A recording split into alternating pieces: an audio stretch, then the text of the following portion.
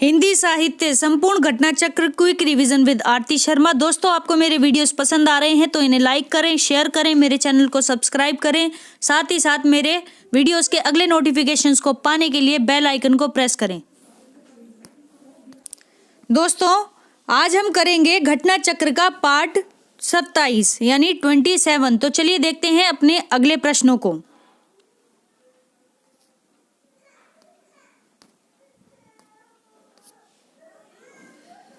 ध्यान दें, रत्नाकर कृत गंगा अवतरण किस छंद में लिखा गया है? तो दोस्तों, ऑप्शन सी रोला छंद में लिखा गया है गंगा अवतरण। ठीक है, ध्यान रखना, रोला छंद। ठीक, जगन्नाथ दास रत्नाकर का गंगा अवतरण काव्य रोला छंद में लिखा गया है, किंतु इनका प्रिय छंद क्या है? कवित है। कवित इनका प्रिय छंद है। ठीक है, ध्यान दें, अगला प्रश्न है दोस्तों उद्धव शतक की। ठीक है, पंक्ति है यहाँ पर, देखते हैं उद्धव शतक की एक। हमको लिख्यऊ है कहा, हमको लिख्यऊ है कहा, हमको लिख्यऊ है कहा, कहन सबई लगी, कहन सबई लगी। हमको लिख्यऊ है कहा, यानी यहाँ पर जो गोपियाँ थी वो उद्धव से पूछ रही हैं कि क्या श्री कृष्ण ने हमारे बारे में कुछ लिखा है, क्या हमारे बारे में कुछ लिखा है, क्या हमारे बारे में कुछ लिखा है। तो जितनी भी गोपियाँ थी वे सभी उद्धव जब संदेश लेके आए हैं श्री कृष्ण का गोपियों के पास, तो वो पूछ रही हैं क्या श्री कृष्ण ने हमारे बारे में भी लिखा है। ठीक है, तो ये पंक्ति का ये अर्थ है, कहन सबई लगी। ठीक है, तो ये सभी जो वहां पे मौजूद गोपियां थी वह सभी गोपियों उद्धव से कहने लगी। ठीक है, क्या कहने लगी? हमको लिख्यऊ है कहा, हमको लिख्यऊ है कहा, हमको लिख्यऊ है कहा। ठीक है, तो इसमें पुनरुक्ति द्वारा, यानी पुनरुक्ति द्वारा जो ये रिपीटेशन जो मिल रहा है पंक्ति में, इसके द्वारा क्या बोध होता है? तो दोस्तों, ऑप्शन सी इसका सही उत्तर है, भावोत्कर्ष। भावोत्कर्ष का बोध होता है इन पंक्तियों में। ठीक है, ध्यान से देखिए व्याख्या दोस्तों। प्रस्तुत पंक्तियां जगन्नाथ दास रत्नाकर के उद्धव शतक से ली गई हैं। उद्धव के ब्रज पहुंचते ही गोपियां श्री कृष्ण के प्रेम संदेश को पाने के लिए अति उत्कंठित एवं आकुलता व्याकुलता से दौड़ पड़ती हैं, जो भावोत्कर्ष का प्रतीक है। ठीक है, तो जो गोपियां उनका संदेश सुनते ही जो दौड़ पड़ी ना, तो ये क्या है? भावोत्कर्ष का प्रतीक है। ठीक है, भाव जो थे वो अपनी चरम सीमा पर पहुंचे हुए थे। ठीक, तो दोस्तों ध्यान देना, यहाँ अब शुरू हो रहा है क्या? भारतेंदु युग। ठीक है, भारतेंदु युग की शुरुआत हो रही है। देखते हैं अगला प्रश्न। भारतेंदु जी ने किस नाटक में स्वयं अभिनय किया है? बहुत इंपॉर्टेंट प्रश्न। भारतेंदु जी ने किस नाटक में स्वयं अभिनय किया है? तो दोस्तों, ऑप्शन ए जानकी मंगल नाटक में भारतेंदु जी ने स्वयं अभिनय किया है।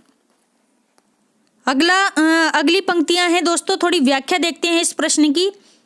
शीतला प्रसाद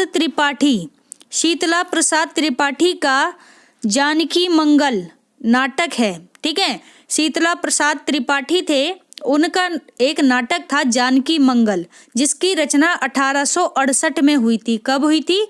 1868 में हुई थी। तो इस नाटक का अवश्य अभिनय के लिए रचा गया था, और जो ये रचना जो हुई थी, ये नाटक क्या है कि अभिनय के लिए ही रचा गया नाटक था। तो यह नाट्य गुणों से युक्त है। ये नाटक जो है ना, वो नाट्य गुणों से युक्त है, और इसकी भाषा परिमार्जित खड़ी बोली है। ठीक है, परिमार्जित खड़ी बोली भाषा में रचित नाटक है, किंतु इस समय तक भारतेंदु का उदय हो चुका था।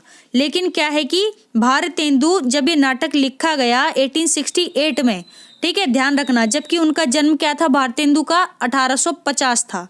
ठीक है, लेकिन वे क्या थे कि रचना लिखने लग गए थे। तो यानी किंतु इस समय तक भारतेंदु का उदय हो चुका था। उनका विद्या सुंदर नाटक प्रकाशित भी हो गया था। वस्तुतः गोस्वामी तुलसीदास द्वारा प्रवर्तित रामलीला की लोकप्रियता के साथ साथ लीला नाटकों की जो परंपरा आरंभ हुई, उसका श्रेष्ठ रूप जानकी मंगल नाटक है। ठीक है। तो लीला नाटकों की जो परंपरा आरंभ हुई थी, ठीक है, उसका श्रेष्ठ रूप जानकी मंगल नाटक है। और ये नाटक किसका है? शीतला प्रसाद त्रिपाठी का है। इसके अभिनय में भारतेंदु जी ने भाग लिया था। ठीक है। तो शीतला प्रसाद त्रिपाठी का नाटक जानकी मंगल, जिसमें भारतेंदु ने स्वयं भाग लिया और अभिनय भी किया। ठीक है, स्वयं अभिनय किया। इसकी विषय वस्तु रामचरितमानस यानी तुलसीदास की कृति है रामचरितमानस, अवधी भाषा में है। उस पर आधारित राम कथा ही है, यानी राम कथा इसका विषय है। किसका? इस नाटक का, जानकी मंगल का। ठीक। किंतु ब्रज भाषा के स्थान पर इसमें किसका प्रयोग है? खड़ी बोली का प्रयोग मिलता है। ठीक है। सभी प्रकार के आवश्यक रंग निर्देश के कारण यह नाटक भारतेंदु द्वारा प्रवर्तित साहित्यिक नाटकों की परंपरा से जुड़ जाता है। ठीक है, ध्यान रखना। तो ये कुछ बातें थी, बहुत ही इंपॉर्टेंट बातें हैं, ये प्रश्न ही इंपॉर्टेंट है। ठीक, ध्यान से देखें दोस्तों। अगला प्रश्न, काशी में नेशनल थिएटर, एक नेशनल थिएटर है, कहाँ पर? काशी में। ठीक है। इसकी स्थापना के प्रेरक रहे हैं कौन? Option D, Bharatendu Harishchandra. ठीक है, भारतेंदु हरिश्चंद्र काशी में नेशनल थिएटर की स्थापना के प्रेरक रहे हैं। ठीक, तो ध्यान से देखें यहाँ पर व्याख्या। काशी की नाट्य संस्था है एक नेशनल थिएटर। ठीक है, नेशनल थिएटर। इसकी मंडली ने अंधेर नगरी, चौपट राजा, टके शेर भाजी, टके शेर ख्वाजा। ठीक है, तो ये पंक्ति है अंधेर नगरी नाटक की। तो अंधेर नगरी नाटक का मंचन 1881 ईस्वी में किया था। ठीक है, भारतेंदु हरिश्चंद्र संस्था के संरक्षक थे। और जो भारतेंदु हरिश्चंद्र थे वे इस संस्था के, किस संस्था के? नेशनल थिएटर के, जो कि काशी में थी। ठीक, इसके संरक्षक थे। उन्होंने अभिनय में हिस्सा भी लिया था, यानी जब इसका अभिनय हुआ तो उसमें भी पार्टिसिपेट भारतेंदु ने किया था। और भारतेंदु हरिश्चंद्र का ही नाटक है अंधेर नगरी। ठीक, ध्यान से देखें अगला प्रश्न, भारतेंदु कालीन किस उपन्यास में आधुनिकता की शुरुआत मानी जाती है? तो दोस्तों ऑप्शन बी, परीक्षा गुरु उपन्यास में आधुनिकता की शुरुआत मानी जाती है। और ये परीक्षा गुरु जो है भारतेंदु कालीन उपन्यास है। इतनी बात आप याद रखें। ठीक है, व्याख्या देखते हैं। ध्यान से देखें दोस्तों व्याख्या। भारतेंदु युग में लेखकों को उपन्यास रचना की प्रेरणा बंगला और अंग्रेजी के उपन्यासों से मिली थी। ठीक है, ये बहुत इंपॉर्टेंट बात है, इसको ध्यान रखें कि जो उपन्यास की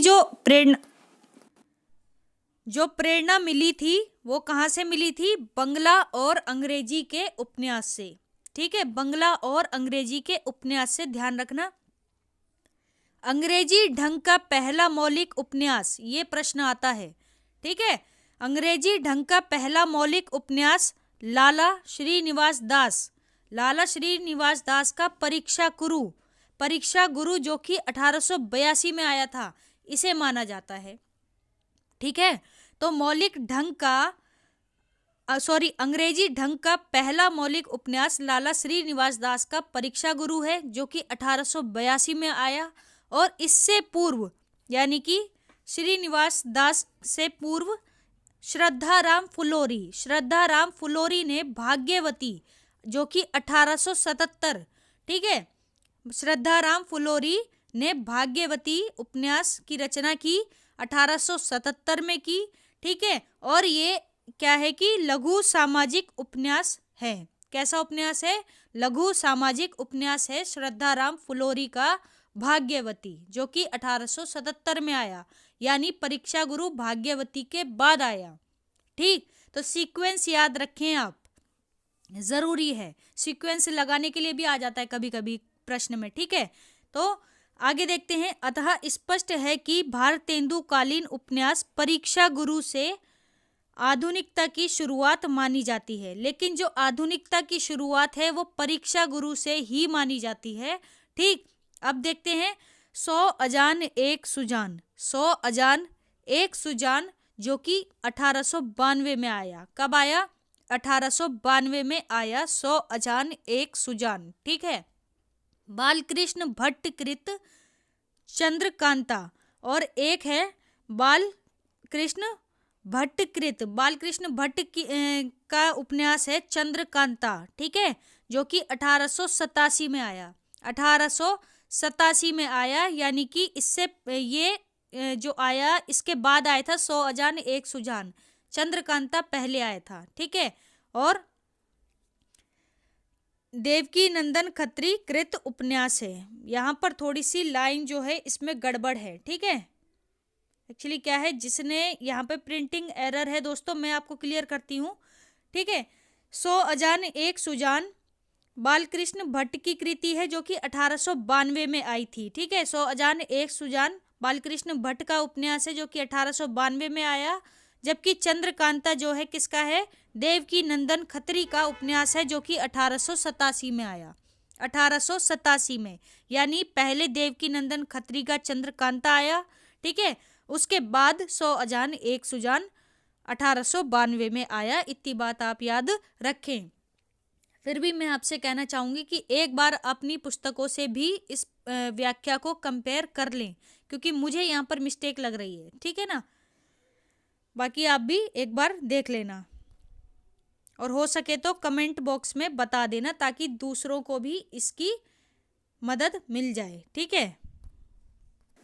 अगला प्रश्न है, ध्यान से देखें दोस्तों, इम्पॉर्टेंट है, जरा गौर करना। तदीय समाज से किसका संबंध था? तो दोस्तों तदीय समाज से संबंध था किसका? ऑप्शन बी, भारतेंदु का। भारतेंदु हरिश्चंद्र का संबंध था तदीय समाज से, ठीक है। ध्यान से देखें व्याख्या। भारतीय नवजागरण के अग्रदूत, ध्यान से सुनना, भारतीय नवजागरण के अग्रदूत के रूप में प्रसिद्ध भारतेंदु हरिश्चंद्र, भारतेंदु नवजागरण के अग्रदूत के रूप में प्रसिद्ध भारतेंदु हरिश्चंद्र जी ने देश की गरीबी, पराधीनता, शासकों